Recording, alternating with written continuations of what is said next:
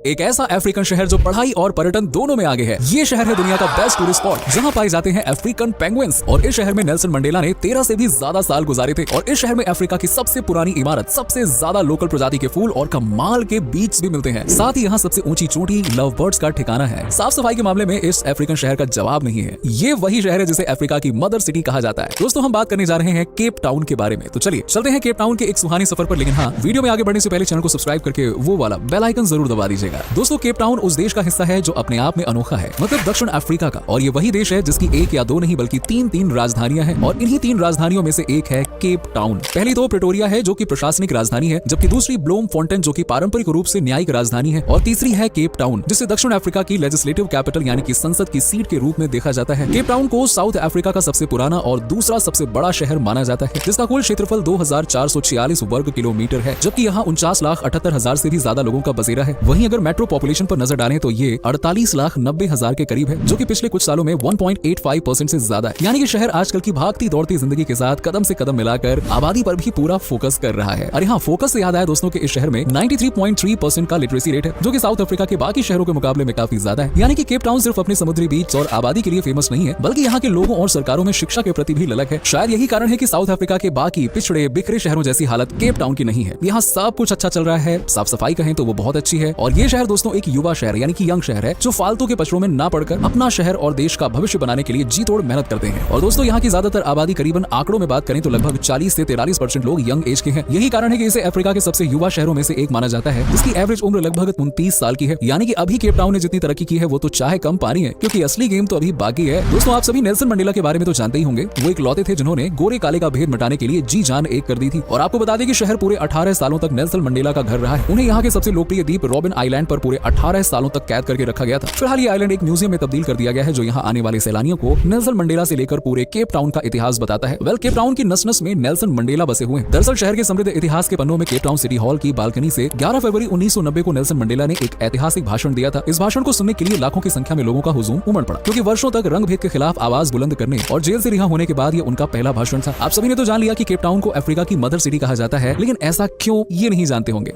इसका कारण है बस्ती। पूरे अफ्रीका में केप टाउन ही वो हिस्सा था जहाँ पहली इंसानी बस्ती बसी थी, और यहीं से लोगों ने अफ्रीकन कॉन्टिनेंट को जाना पहचाना और छोटे छोटे हिस्सों को जोड़कर उसे इस मुकाम तक पहुंचाया। यही कारण है कि केप टाउन अफ्रीका की मदर सिटी है। केप टाउन खूबसूरत होने के साथ साथ बेहद ही आकर्षक शहर है, जिसका अंदाजा न सिर्फ अफ्रीका बल्कि पूरी दुनिया को साल 2014 में ही लग गया था। ये वही साल है जब द न्यूयॉर्क टाइम्स और द डेली टेलीग्राफ दोनों ने केप टाउन को घूमने के लिए दुनिया के सबसे अच्छे शहरों में टॉप रैंक पर रखा था। और इस साल बाकी वर्षों की तुलना में केप टाउन पर्यटकों से ज्यादा गुलजार रहा। और 2014 ही नहीं बल्कि उससे पहले से ही यहाँ हर साल लाखों की तादाद में सैलानी घूमने फिरने और मौज मस्ती करने और नाइट लाइफ के साथ साथ जायकेदार अलग अलग व्यंजनों का मजा लेने के लिए आते हैं। केप टाउन के लोकेशन पर नजर डालें तो ये वेस्टर्न केप प्रोविंस के सिरे पर स्थित है, और ये पश्चिम में अटलांटिक महासागर और दक्षिण में फॉल्स बे से घिरा हुआ है। ये शहर अपने समुद्री तटों के लिए पूरी दुनिया में जाना जाता है, और यहाँ से बीच सुंदर होने के साथ साथ बेहद अद्भुत भी हैं, जिन्हें प्रकृति ने भर भर के खूबसूरती बख्शी है। वहीं केप टाउन का प्रशासन और साउथ अफ्रीका की सरकार भी इन बीच का पूरा ध्यान रखती है। यकीन न हो तो साल 2016 का डेटा उठाकर देख लीजिए, जब पूरे अफ्रीका में अकेले केप टाउन के 10 समुद्री बीच को ब्लू फ्लैग के रूप में सर्टिफाइड किया गया था, जहाँ साफ सफाई, पानी की क्वालिटी, सुविधाएं और सुरक्षा का पूरा इंतजाम था। और इन सभी फैक्टर्स में इन बीच ने दुनिया भर के समुद्री तटों को धूल चटा दी थी। यूं ही नहीं, केप टाउन बेस्ट सिटी और क्वालिटीज में नंबर 1 है भाई। इसी शहर में साउथ अफ्रीका की सबसे पुरानी इमारत है, जिसे the castle of good hope कहा जाता है। इस बिल्डिंग को 1666 से 1679 यानी कि 1679 के बीच यानी कि पूरे 13 साल के लंबे इंतजार के बाद डच ईस्ट इंडिया कंपनी द्वारा बनवाया गया था। और इसे बनाने का क्रेडिट जाता है जॉन वैन रिबीक को, जिन्होंने इसे एक सिक्योरिटी किले के रूप में तैयार किया था। और जब इसे बनाकर तैयार किया गया था तो ये एक किला था, लेकिन आज इसे केप का इतिहास बताने के लिए एक म्यूजियम की तरह यूज किया जाता है। केप टाउन एक सुरक्षित शहर है, जहाँ पे महिला हो या पुरुष, बच्चा हो या बड़ा, सभी बिना किसी टेंशन चिंता के डर के दिन हो या रात कभी भी घूम फिर सकते हैं, मस्ती कर सकते हैं। और नेचुरली भी ये शहर काफी सेफ है, क्योंकि यहाँ की आबो हवा काफी साफ और प्योर है, और साथ ही लोग साफ सफाई पर भी भरपूर ध्यान देते हैं। लेकिन हाँ, यहाँ कुछ छोटी मोटी चोरियां, जेब कतरे और ठग आपको जरूर मिल सकते हैं, लेकिन इसलिए थोड़ा बहुत सावधान रहने की जरूरत भी है। दोस्तों, पूरे साउथ अफ्रीका के एकमात्र न्यूक्लियर प्लांट का नाम है कोएबर्ग परमाणु ऊर्जा स्टेशन, और गजब की बात है कि इस एकमात्र न्यूक्लियर पावर प्लांट का घर है केप टाउन। इस प्लांट को 1984 में खोला गया था, और ये साउथ अफ्रीका की टोटल एनर्जी प्रोडक्शन का लगभग 5% जिम्मा अकेले ही अपने कंधों पर ढोते हुए चल रहा है। यानी कि अगर इस प्लांट में छोटा सा भी डिफेक्ट निकला तो 5% बिजली साउथ अफ्रीका की अंधेरे में खो जाएगी। वैसे अंधेरे में तो आजकल जानवर खो रहे हैं। दुनिया भर में 44,000 से भी ज्यादा जानवरों की ऐसी प्रजातियां हैं जो संकटग्रस्त स्थिति में है, यानी कि लुप्त होने की कगार पर हैं, जिनका आज नहीं तो कल अस्तित्व ही पूरी तरह से खत्म हो जाएगा। इन्हीं लुप्तप्राय स्पीशीज में से एक है अफ्रीकन पेंगुइन, जिन्हें ज्यादातर साउथ अफ्रीका और नामीबिया के समुद्री तटों पर ही देखा जा सकता है। साउथ अफ्रीका में भी केप टाउन पर इन पेंगुइन्स का घर है। यहाँ का बोल्डर्स बीच तो पूरी दुनिया में इन्हीं पेंगुइन्स की मस्ती, उथल पुथल और हलचल के लिए जाना जाता है। सुबह की गुनगुनी धूप हो या फिर शाम का ढलता ठंडा मौसम, दिन हो या रात में इन बीच पर पेंगुइन्स कभी भी दर्शन दे देते हैं। यहाँ अफ्रीकन पेंगुइन्स को बचाए रखने के लिए कई तरह के नियम कानून भी हैं, जिन्हें खासतौर से इसी बीच के इर्द गिर्द लागू किया गया है, ताकि अफ्रीकी पेंगुइन्स का नामो निशान यूं ही जिंदगी भर बरकरार रहे। बोल्डर्स बीच के अलावा टेबल माउंटेन्स भी दुनिया भर में फेमस है। और हाँ, वो बात अलग है कि ये अफ्रीकन पेंगुइन के लिए नहीं बल्कि कमाल के नजारों और वर्ल्ड फेमस एडवेंचर्स एक्टिविटीज के लिए जाना जाता है। ये केप टाउन में मोस्ट विजिटेड प्लेस है, जहाँ पहाड़ की ऊंचाई पर चढ़कर आप पूरे केप टाउन और इवन साउथ अफ्रीका का नजारा एक साथ अपनी आंखों में कैद कर सकते हैं। पैदल यात्री के लिए तो भाई ये बेस्ट जगह है। और टेबल माउंटेन्स की उबड़ खाबड़,